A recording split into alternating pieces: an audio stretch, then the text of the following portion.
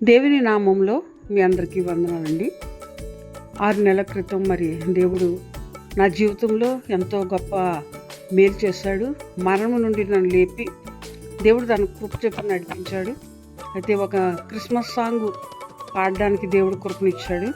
రేపు ఉదయం కాలంలో రిలీజ్ అవుతూ ఉందండి. మీరందరూ కూడా విని సంతోషించి ఇతరులకు షేర్ చేయాలని మీ అందరికీ మనవి చేస్తూ మే గాడ్ బ్లెస్ యూ. దేవుడు దీవించును గాక.